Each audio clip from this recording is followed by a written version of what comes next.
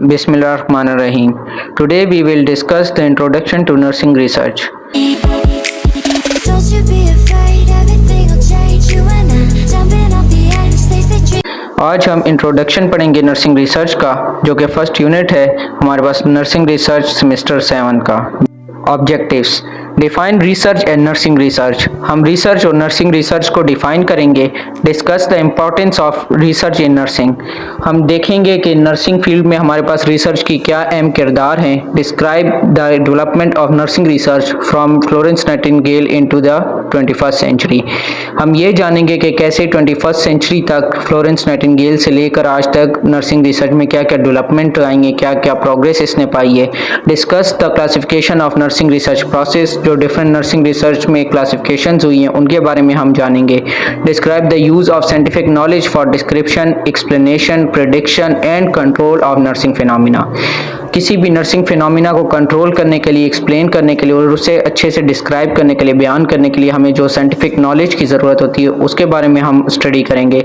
Compare the research process and nursing process. Nursing process और research process में जो अहम डिफरेंस है, जो उनमें फ़र्क है, उसे हम कंपेयर करेंगे। लिस्ट द रिसर्च प्रोसेस, और रिसर्च प्रोसेस को हम इनलिस्ट करेंगे।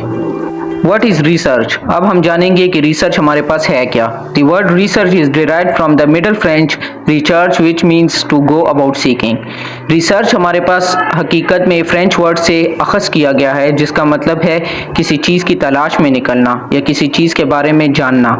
Research means to search again और टू एग्जामाइन केयरफुली। रिसर्च अगर हम देखें तो हमारे पास दो वर्ड्स के मजमूए से बना है। री मतलब अगेन एंड सर्च मतलब किसी चीज़ की तलाश करना।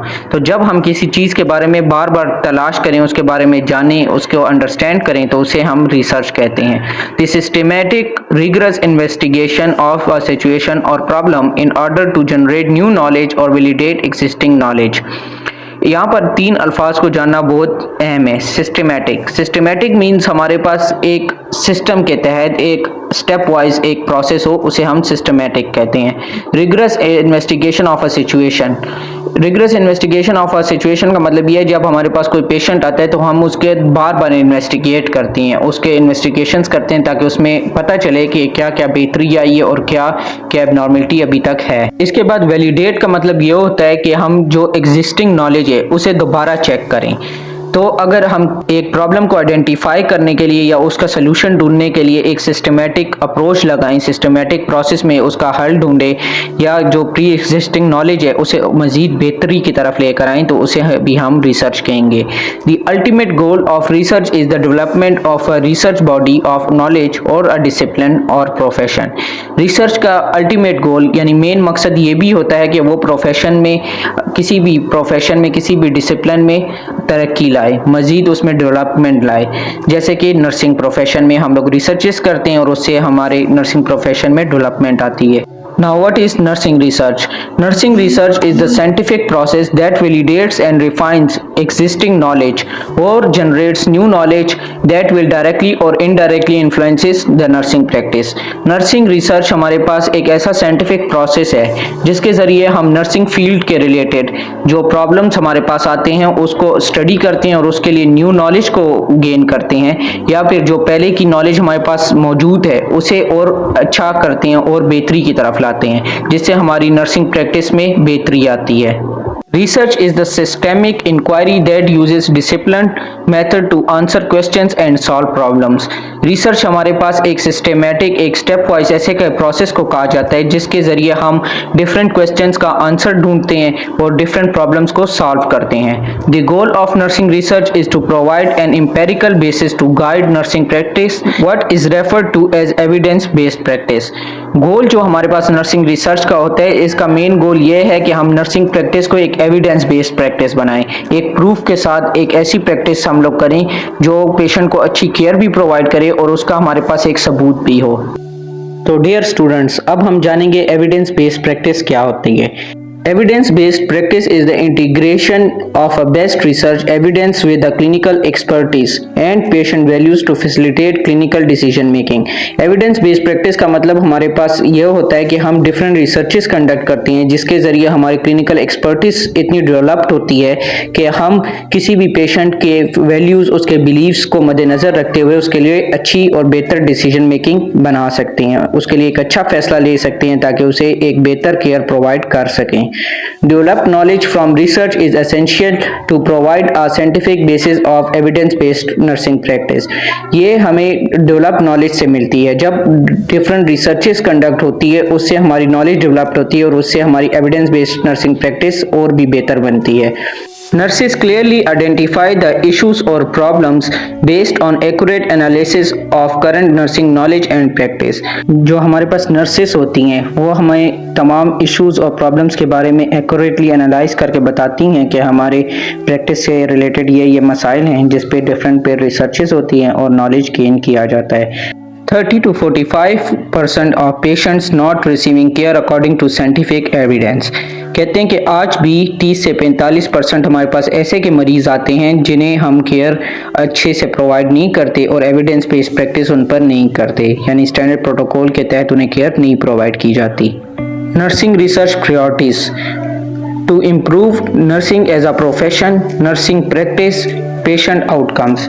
तो डियर स्टूडेंट्स, ये हमारे पास कुछ प्रायोरिटीज़ हैं नर्सिंग रिसर्च की।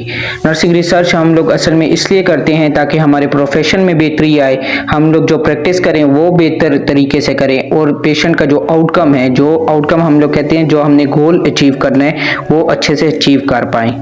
Nursing researches evaluates and improves nursing care based on new and credible knowledge. Nursing research की मदद से हम अपनी नर्सिंग केयर को एवालुएट करते हैं और उसे और भी मज़ीद इम्प्रूव करते हैं, जो उनसे न्यू नॉलेज आती है उसको मद्देनज़र रखते हुए उसकी हेल्प से। Provides evidence on which to base our nursing care और EBP यानी एविडेंस बेस्ड प्रैक्टिस। यह हमें एक ऐसे के रूल्स एंड रेगुलेशन बताती है, एक ऐसे के सबूत देती है जिसको मद्देनज़र रख के हम नर्सिंग केयर प्रोवाइड कर सकें। Offers quality and cost containment practice, ये हमें क्वालिटी प्रोवाइड करती है और कैसे खर्च को कम कर सकें इसका भी बताती है। Continuous growth of nursing profession, और इससे नर्सिंग प्रोफेशन में कंटिन्यूली ग्रोथ होती है, कंटिन्यूली हमारा प्रोफेशन प्रोग्रेस करता है। Helps nursing to achieve its own professional identity, और इसने नर्सिंग को मदद भी दी है कि हमने अपनी एक अलग पहचान बनाई है, एक अलग प्रोफेशनल आइडेंटिटी बनाई है। Helps to identify the boundaries of nursing, और इसकी मदद से हमें डिफरेंट बाउंड्रीज का पता चलता है कि आया ये काम हमारा है नर्सिंग फील्ड के रिलेटेड है और ये काम हमारा नहीं है, किसी और पैरामेडिक्स का या डॉक्टर्स का है। Defines the parameter of nursing, और जितने भी हमारे पास नर्सिंग फील्ड के पैरामीटर्स हैं वो भी हमें रिसर्चेस की वजह से ही पता चलता है।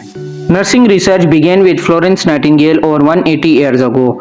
180 साल पहले फ्लोरेंस नाइटिंगेल ने हमारे पास नर्सिंग रिसर्च की बुनियाद रखी। Notes of nursing 1859 describes her initial research activities which looked at the importance of environment in promoting physical and mental wellbeing.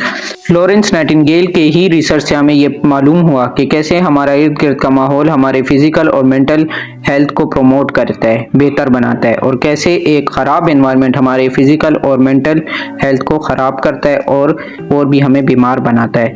इसमें उसने डिफरेंट 4 एस्पेक्ट्स को स्टडी किया, जिसमें नंबर 1 पे वेंटिलेशन, गुड एटमॉस्फेयर, क्लीनलीनेस, सफाई करने का अमल, प्योरिटी ऑफ वाटर, पानी की सफाई, और डाइट, हमारी खुराक शामिल है। She collected the data of morbidity and mortality from Crimean War. As a result, military was able to provide interventions like, उसने क्या किया, उसने जब क्रिमियन वॉर जारी थी उसमें जितने भी फौजी मर रहे थे या जो बीमार थे उनका डेटा कलेक्ट किया और उसमें मिलिट्री वालों को फिर ये इंटरवेंशंस उन पर की।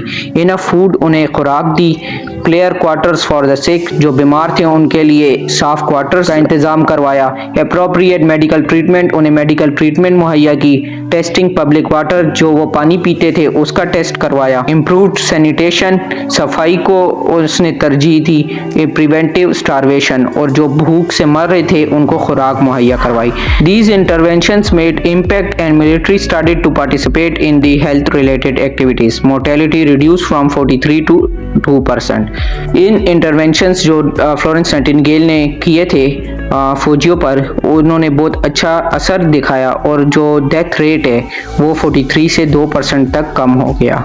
In 1859, Florence Nightingale studied aspects of the environment such as ventilation, cleanliness, purity of water and diet to determine the influence on patient's health. 1859 में फ्लोरेंस नाइटिंगेल ने environment के different aspects पर study की, जिसमें ventilation, cleanliness, purity of water और diet शामिल है, जो हमें बताता है कि कैसे हमारा environment patient को healthy बनाने में और patient की health को ख़राब करने में मदद करता है। During the Crimean War, October 1853, February 1856, her research related to death and disability among the soldiers resulted in an amazing decrease in the mortality rate from 43 to 2%. Florence Nightingale की research और उसके इंटरवेंशंस की वजह से जितने भी फौजी क्रेमन वार में मर रहे थे या डिसेबल हो रहे थे, उनमें उनकी तादाद में बहुत ज़्यादा कमी आई। उनकी तादाद 43% से 43% से 2% तक कम हो गई। ये कुछ हमारे पास हिस्टोरिकल बैकग्राउंड है, नर्सिंग रिसर्च कैसे डेवलप्ड हुई, इसमें कैसे प्रोग्रेस आई। जैसे 1850 nursing research begin with Florence Nightingale. 1850 में फ्लोरेंस नाइटिंगेल ने नर्सिंग रिसर्च की बुनियाद रखी। 1859 Florence Nightingale studied the aspects of environment such as ventilation, cleanness, purity of water etcetera. 1859 में फ्लोरेंस नाइटिंगेल ने अपनी रिसर्च कंडक्ट की, जो हम पहले स्टडी कर चुके हैं। 1900 first journal published American journal of nursing AJN। 1900 में हमारे पास पहला अमेरिकन जर्नल पब्लिश हुआ नर्सिंग से related. 1920s and 1930s case studies began appearing in this journal. ये जो अमेरिकन जर्नल ऑफ नर्सिंग बनाया गया था, इसमें हमारे पास केसेस स्टडी होना शुरू हो गए। 1923 first doctoral programme for nurses in teacher college at Columbia University New York. 1923 में पहला नर्सिंग PhD प्रोग्राम इंट्रोड्यूस कराया गया teacher college university of Columbia, जो कि न्यूयॉर्क में है। 1950s American Nurses Association initiated a 5-year study on nursing function and activities। 1950 में American nursing association ने 5 साला प्रोग्राम लॉन्च किया, जिसमें हमारे नर्सिंग के रिलेटेड काम और उसके एक्टिविटीज़ के बारे में पढ़ाया जाता था। 1952 first journal of nursing research published. पहला नर्सिंग रिसर्च पब्लिश किया गया 1952 में। 1953 the institution of research and services in nursing education establish at college teacher college Columbia University New York. 1953 में एक रिसर्च इंस्टीट्यूट बनाया गया टीचर कॉलेज कोलंबिया यूनिवर्सिटी में। 1959 the findings of ANA study were used to develop statement and function standards and qualifications for professional nurses. 1959 में ANA के तहत जो programme था 5 साला, उसमें हमारे पास डिफरेंट प्रोफेशनल नर्सेज आई जो क्वालिफाइड थे और जिन्हें स्टैंडर्ड प्रोटोकॉल का पता था और वो फंक्शंस कर सकते थे। 1959 clinical research began expanding as nursing speciality groups such as community health, psychiatric, mental health, medical, surgical, paediatrics and obstetrics. फिर 1959 में हमारे पास नर्सिंग फील्ड में डिफरेंट एक्सपर्टीज और स्पेशलिटीज़ को इंट्रोड्यूस कराया गया, जिसमें community health, psychiatric health, paediatrics और मेडिकल, सर्जिकल वगैरह शामिल थे। 1950s to 1960 introduces researches in nursing schools at the MSN लेवल, और फिर MSN लेवल की रिसर्चेस को भी इंट्रोड्यूस कराया गया 1950 से 1960 के दरमियान में। 1963 additional research journal international journal of nursing studies was published. 1963 में हमारे पास एडिशनल रिसर्च जर्नल और इंटरनेशनल जर्नल नर्सिंग स्टडीज के रिलेटेड पब्लिश किया गया। 1965 में ANA sponsored the first series on nursing research conference. पहली कॉन्फ्रेंस नर्सिंग के रिलेटेड की गई, जिसमें डिफरेंट रिसर्चेस के बारे में स्टडी किया गया। 1967 image journal of nursing scholarly first publish. 1967 में एक और हमारे पास जर्नल पब्लिश किया गया, जिसे नर्सिंग स्कॉलरली का नाम दिया गया। Late 1960s and 1970 nurses were involved in the development of modern conceptual framework and theories to guide nursing practice. Late 1960 से 1970 तक हमारे पास जितनी भी नर्सेस थे, वो एक मॉडल्स पे, कॉन्सेप्चुअल फ्रेमवर्क पे काम कर रहे थे ताकि नर्सिंग फील्ड को और बेहतर बनाया जा सके। 1970s researches in nursing first published. 1970 में हमारे पास पहली रिसर्च को पब्लिश किया गया। 1978 western journal of nursing research first published. 1978 में हमारे पास western journal of nursing research को पब्लिश किया गया, और इसके बाद 1999 priorities of national national centre for nursing research 1999 includes. इसके बाद कुछ प्रायोरिटीज सेट की गई जिसमें कम्युनिटी बेस्ड नर्सिंग मॉडल्स, इसमें हमें बयान किया गया कि नर्सिंग कम्युनिटी में कैसे काम कर सकती है, effectiveness of nursing interventions in HIV and AIDS, nursing interventions करके हम HIV और एड्स के पेशेंट में कैसे बेहतरी ला सकते हैं, कॉग्निटिव इम्पेयरमेंट, कॉग्निशन को हम कैसे डेवलप कर सकते हैं, किसी की सोच को कैसे बेहतर बना सकते हैं, लिविंग विद क्रॉनिक इलनेस, और जो लोग किसी क्रॉनिक इलनेस से में मुब्तला हैं उन्हें हम कैसे बेहतर कर सकते हैं, उन्हें हम कैसे केयर प्रोवाइड कर सकते हैं। ये कुछ इसकी प्रायोरिटीज थी। Classification of nursing research approaches. Nursing research, हमारे पास अब नर्सिंग रिसर्च को 3 क्लासेस में डिवाइड किया गया है। Number 1 qualitative research, number 2 quantitative research और number 3 outcome research. Qualitative research फिर हमारे पास फर्दर टाइप्स में डिवाइड है जिसमें फेनोमेनोलॉजिकल, ग्राउंडेड थ्योरी, एथनोग्राफिक और हिस्टोरिकल आता है, और क्वांटिटेटिव में डिस्क्रिप्टिव, कोरिलेशन, काजा एक्सपेरिमेंटल और एक्सपेरिमेंटल आता है। अभी आगे हम ये डिस्कस करेंगे 1 बाय 1 कि ये किस टाइप की स्टडीज़ है। फर्स्ट हम डिस्कस करेंगे quantitative research. Quantitative research design has traditionally been prevalent in nursing research studies, deriving meaning from a statistical analysis of numerical data obtained from samples and populations, has yielded significant contribution to nursing knowledge. Quantitative research जो हमारे पास है ये हमारे पास बहुत पहले ज़माने से चली आ रही है, यानी कि जब रिसर्च स्टार्ट हुई थी तब से हमारे पास क्वांटिटेटिव रिसर्च चली आ रही है, और इसमें हम स्टैटिस्टिकल टूल्स यूज़ करते हैं, यानी कि जितने भी मैथमेटिकल कैलकुलेशंस हो गए, नंबर्स वगैरह हो गए, सैंपल को लेना पॉपुलेशन से, ये सब हम क्वांटिटेटिव रिसर्च में डिस्कस करते हैं। अब क्वालिटेटिव रिसर्च हमारे पास क्या होती है। Qualitative research is a method of research design for discovery rather than verification. It is used to explore little known और एम्बिगुअस फिनोमिना। क्वालिटेटिव का मतलब होता है हमारे पास वो चीज़ें हम लोग आइडेंटिफाई करें जो हमारे पास ऑलरेडी पहले मालूम नहीं है, या जो हम लोग करेक्टर को डिफाइन करें, जो खासियत, खूबियाँ, खामियाँ, ये चीज़ें जब निकालते हैं तो ये सब कुछ हम क्वालिटेटिव रिसर्च में चेक करते हैं। Qualitative research focuses on what is their nature, what are they like, how can they be described। यानी क्वालिटेटिव रिसर्च में हम ये चेक करते हैं कि उनका नेचर क्या है, आया वो किस तरह से दिखता है, उसके करेक्टर के बारे में देखते हैं कि उसकी क्या खासियत है।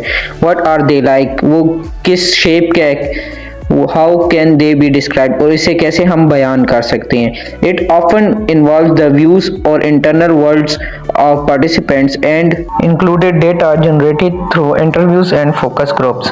इसमें हम डिफरेंट लोगों को पार्टिसिपेट करवाते हैं, ठीक है, पार्टिसिपेंट्स का सिलेक्शन करते हैं सैम्पलिंग के थ्रू, और उसमें हम लोग सैंपल से फिर इंटरव्यूज कंडक्ट करते हैं और डिफरेंट ग्रुप्स पर हम फोकस करते हैं और उनकी कैरेक्टरिस्टिक को मालूम करते हैं। Quantitative research focus on how many are there, what are the statistical pattern. It generally takes the forms of numbers and their analysis involves counting and quantify these to draw conclusions.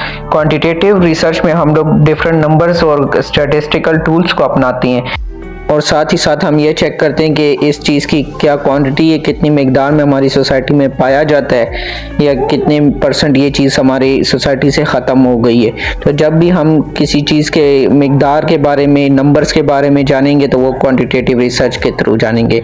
Larger sets of data will be involved than is the case with qualitative research, and statistical rigorous techniques are used to analyze these। कहते हैं इसमें data का बहुत बड़ा set होता है, यानी इसमें जब हम लोग डेटा कलेक्ट करते हैं वो बहुत ज़्यादा मिकदार में होता है, और इस पे फिर हम स्टैटिस्टिकल जितने भी टूल्स होते हैं, टेक्निक्स होती हैं, वो इम्प्लीमेंट करके उस डेटा को एनालाइज करते हैं और उससे कंक्लूजन ड्रा करते हैं। Now dear students, what is outcome research? It focused on examining the end results of care or determining the changes in health status for the patient। Outcome research हमारे पास वो research होती है जिसमें हम and पे अब फोकस करते हैं कि हमारे पास एंड रिजल्ट क्या आएगा, या कोई भी पेशेंट अगर हमारे पास किसी प्रॉब्लम से आया है तो उसमें हम चेक करेंगे कि एंड में वो ठीक हो पाया या नहीं हो पाया, हमने अपना गोल अचीव किया कि नहीं किया, हमारा जो मेन मकसद था वो कंप्लीट हुआ है कि नहीं हुआ है। 4 एसेंशियल एरियाज, इसमें हम 4 चीज़ों को मेनली चेक करते हैं। Number 1, the patient responses to medical and nursing intervention. इसमें हम चेक करेंगे कि पेशेंट अपनी मेडिकल और जो नर्सिंग इंटरवेंशन उस पर इम्प्लीमेंट की जा रही है उसके साथ कैसे रिस्पॉन्स कर रहे हैं, वो खुद उसे अच्छा रिस्पॉन्स कर रहे हैं कि नहीं। Functional maintenance, improvement of physical functioning for the patient, और जितने भी हम कोई इंटरवेंशन दे रहे हैं उससे उसकी फिजिकल कंडीशन में पेशेंट की कोई चेंजेस आ रही हैं कि नहीं, अभी भी वो पहले की तरह है। नंबर 3 पे हम चेक करेंगे financial outcome achieved by the provision of the health care service. 3 पे हम उसके फाइनेंशियली बजट को चेक करते हैं कि हेल्थ केयर सर्विसेज का जो फाइनेंशियली बजट है उसका आउटकम वो अचीव कर पा रहा है कि नहीं, वो यानी ठीक भी हो रहा है, जो वो पैसे लगा रहा है उसका कोई फ़ायदा हो रहा है कि नहीं। Patient satisfaction with the health outcome care received and the health care provider. और लास्ट में हम ये चेक करते हैं कि जो हमारा पेशेंट है जिसे हम लोग केयर प्रोवाइड कर रहे हैं, as a health care provider हम उसे केयर प्रोवाइड कर रहे हैं, उसकी सेटिस्फेक्शन चेक करते हैं कि आया वो अपनी केयर से सेटिस्फाइड है, हमसे सेटिस्फाइड है, हमारे रवैये से सेटिस्फाइड है, अपनी जो आउटकम्स है, जो हमने गोल्स रखे थे वो हमने अचीव किए हैं, वो उससे सेटिस्फाइड है कि नहीं है सेटिस्फाइड। तो डियर स्टूडेंट्स, मेरे ख्याल में आज के लिए इतना लेक्चर काफ़ी रहेगा। मज़ीद यूनिट हम आने वाले लेक्चर में कवर करेंगे इंशाल्लाह। उम्मीद करता हूँ कि आपको यहाँ तक समझ आ चुकी होगी। मिलते हैं अगली वीडियो में, तब तक के लिए अल्लाह हाफिज़।